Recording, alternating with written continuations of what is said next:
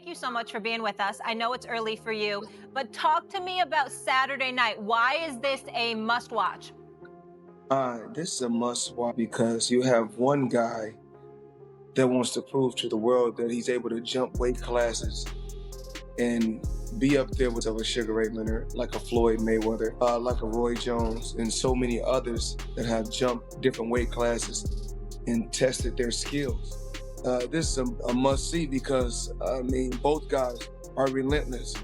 One guy, power puncher, heavy hitter. Another guy would never quit and come straight ahead with the will to win. So when you got two guys like this in both with that killer attitude, it's going to be a great fight. He's the most exciting because he is vulnerable, because he's not unbeatable. He's got crazy fast twitchies, he can box, but he's so aggressive and he's vulnerable enough to counters that it's actually excitement.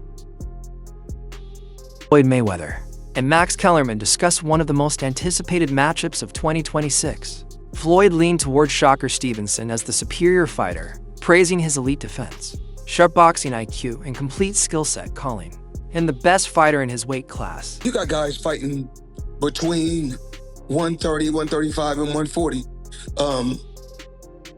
They stack, around that area. So, as of right now, skills that pay the bills. Well, the two guys,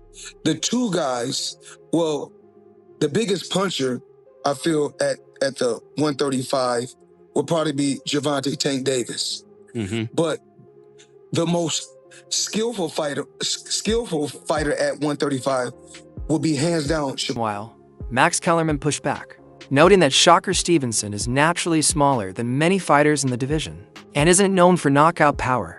Despite being a multi-division champion, Kellerman argued that Stevenson is still moving up as the smaller man.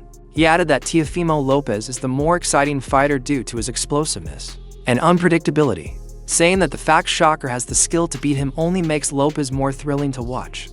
Belt holder, but he's the naturally smaller guy moving up. He's not a big puncher. Co-host Stephen A. Smith also disagreed with Mayweather's pick, pointing to Lopez's standout performance against Vasily Lomachenko and stating that Teofimo would be his choice in a fight against Shakur Stevenson. There's a chance the other guy can win, and that makes it even more exciting, to say nothing of the pace he sets, the level of action, the level of bombs that are thrown as he fights better opposition, the number that will be coming back at him. Yeah, he's guaranteed thrills for the dollar. Kellerman then questioned Floyd Mayweather about why he believes Shakur Stevenson connects more strongly with fans. He asked what it is about Shakur that makes him more relatable or appealing to the audience, compared to Teofimo Lopez. He's a champion. He's got a lot of heart.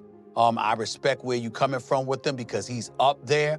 But when I think about Lopez and what we saw against Lomachenko, we saw his boxing ability, we saw his elusivity, and we know what he's got in terms of power in both hands, and he comes forward. It ain't like he backs up. He stalks you too, and he comes to finish you. When I think about Tyson comparisons, when I think about knockout power, when I think about excitement, when I think about those things, I think about Teofimo Lopez. That would be my choice ahead. In a separate interview with Max Kellerman, Teofimo Lopez said he is fully prepared to face Shakur Stevenson. He expressed confidence in his training, power, and game plan, emphasizing his motivation and hunger to prove himself in this high-stakes matchup. I think he's been able to connect with a crowd because he draws real crowds when he fights. That's hard to do in boxing. He gets announced at Ravens games, and he gets a big ovation, right? And now he's already fighting on pay-per-view. His aura, people like him.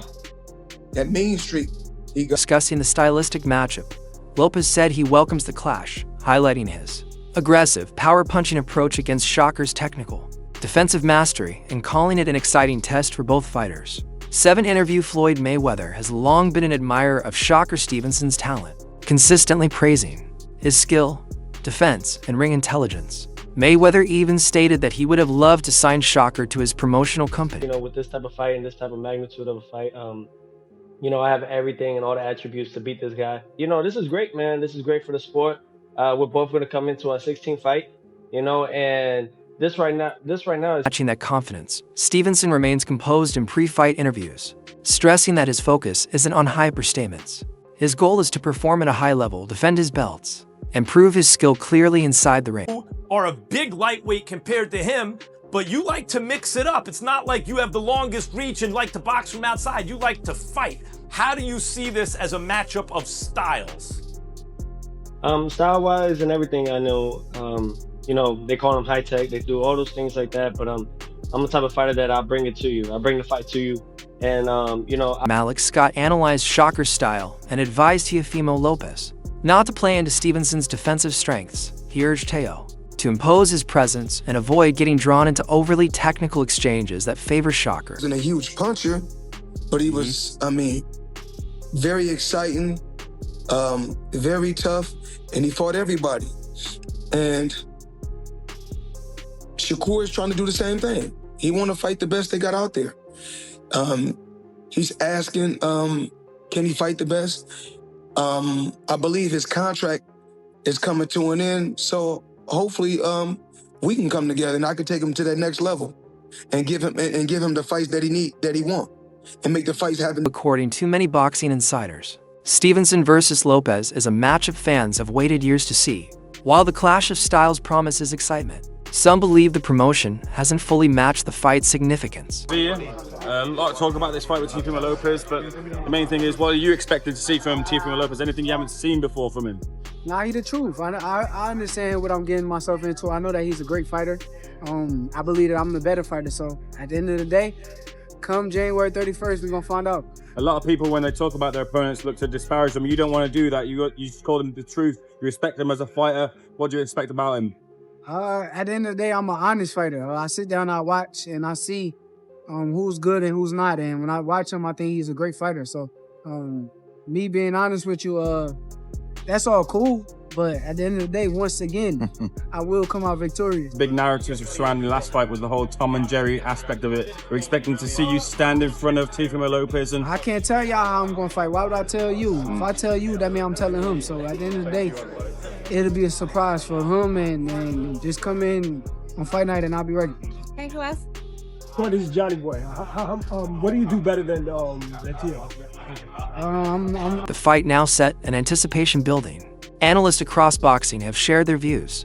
Jaron Ennis offered a clear prediction, saying he believes Shakur Stevenson will control the fight and win by a wide margin, predicting a 9-3 type performance. Ennis credits Stevenson's mental discipline and mastery of distance, which he believes will allow Shakur to dictate the pace and gradually neutralize Lopez's offense. Lopez versus Shakur Stevenson. And right now I'm going to break down what Shakur does very well, but also what Tio needs to avoid, and why this has all the makings of being an all-time great fight. We're just going to start with the southpaw jab in the lab from my perspective in full detail.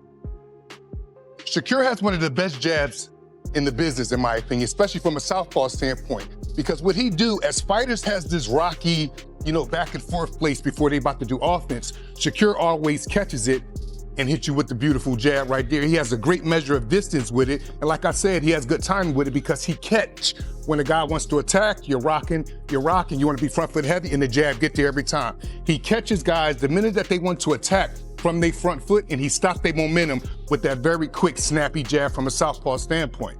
This is something that Tio have to avoid, that quick jab. As you can see here, when Tio was going against Ortiz, he fighting the southpaw with your lead hand down.